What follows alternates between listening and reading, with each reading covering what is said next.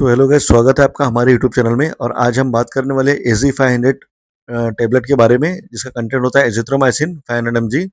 Cipla company द्वारा बनाई जाने वाली ये टेबलेट होती है गाइस। और आज हम इसके यूजेस, साइड इफेक्ट, डोसेज, सारी चीज़ें इस वीडियो में कवर करेंगे। और ये किन किन बीमारियों में इस्तेमाल होती है वो भी कवर करेंगे। तो गाइस, ये एजी 500 mg जो एजिथ्रोमाइसिन जिसका कंटेंट होता है, ये किन यूजेस में आती है, सबसे पहले हम वो देखते हैं। तो गाइज, ये थ्रोट इन्फेक्शन, लंग्स इन्फेक्शन और टाइफाइड फीवर में इसका अच्छा रिजल्ट देखने को मिलता है। ये guys broad broad spectrum antibiotic होती है, यानी कि जो ग्राम पॉजिटिव होता है उसको भी कवर करती है और ग्राम नेगेटिव को कवर करती है। तो गाइज, ये ब्रॉड स्पेक्ट्रम में एंटीबायोटिक होती है, यानी कि बहुत सारे डिसीजेस को कवर करती है। यूरिन इन्फेक्शन में अच्छा रिजल्ट देखने को मिलता है, थ्रोट इन्फेक्शन में अच्छा रिजल्ट देखने को मिलता है, लंग्स इन्फेक्शन में अच्छा रिजल्ट देखने को मिलता है। इसी के साथ में गाइस, अगर एमआरएस वगैरह, जो ये तो बहुत बड़े लेवल पे हॉस्पिटल वगैरह में यूज कराई जाती है, लेकिन उसमें भी काफी अच्छे रिजल्ट देखने को मिलते हैं इसके। इसी के साथ में गाइस, इसको ये जो एंटीबायोटिक है, तो इसको जो डोसेज की अगर हम बात कर ले, तो ये इसका 500 mg की एक टैबलेट होती है। तो इसका डेली का एक टाइम का डोज होता है, यानी कि ओडी दिया जाता है। और 3 to 5 डेज तक कंटिन्यू डॉक्टर इसको देते हैं, उसके बाद में इसको स्टॉप करवाते हैं। और अगर फिर भी इन्फेक्शन नहीं कम होता तो फिर डॉक्टर अपने हिसाब से उसको कंटिन्यू करने के लिए बोलते हैं। लेकिन गाइस, नॉर्मली इसका 5 डेज का ही डोज होता है और एक ही टाइम लेना होता है इसको।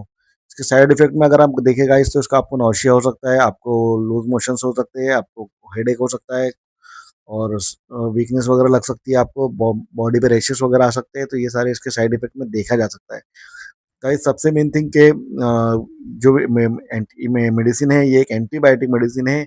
और ये आपको खुद से नहीं लेना है, डॉक्टर की सलाह से लेना है। ये फिर बाहर से किसी का कोई एडवाइस करे तो मत लीजिए। डॉक्टर अगर आपको आपकी बीमारी के हिसाब से एडवाइस करते हैं तो ही इसे लीजिए। और गाइस, इसी तरह की बहुत सारी मेडिसिन होती है, एंटीबायोटिक्स होती है, जो अलग अलग बीमारियों में अलग अलग एंटीबायोटिक इस्तेमाल की जाती है। सबको एंटीबायोटिक ही कहा जाता है, लेकिन सबके डिफरेंट डिफरेंट यूज़ होते हैं, सब अलग अलग इन्फेक्शन पे काम करते हैं। कोई सिर्फ ग्राम पॉजिटिव होता है, कोई सिर्फ ग्राम निगेटिव होता है। तो ये सारी चीज़ों को देखा जाता है और सभी कुछ ध्यान के रख करके एंटीबायोटिक प्रिस्क्राइब की जाती है। बहुत सारी बीमारियां, जो वायरल बीमारियां होती है, उनमें एंटीबायोटिक का कोई रोल नहीं होता, लेकिन फिर भी डॉक्टर्स या कुछ फार्मेसिस्ट वगैरह उसको दे देते हैं, डॉक्टर्स भी दे देते हैं, लेकिन नहीं लेना चाहिए। उसमें कोई भी रोल नहीं होता एंटीबायोटिक का।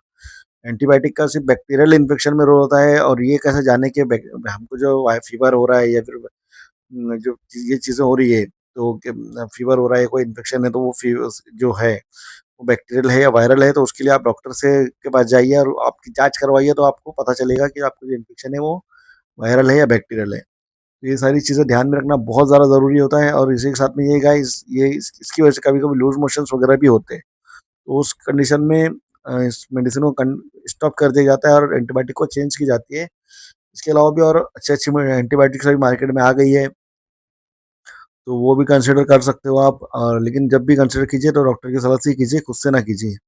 So thank you guys. अगर आपको वीडियो पसंद आए तो वीडियो को लाइक कीजिए, शेयर कीजिए, कमेंट कीजिए एंड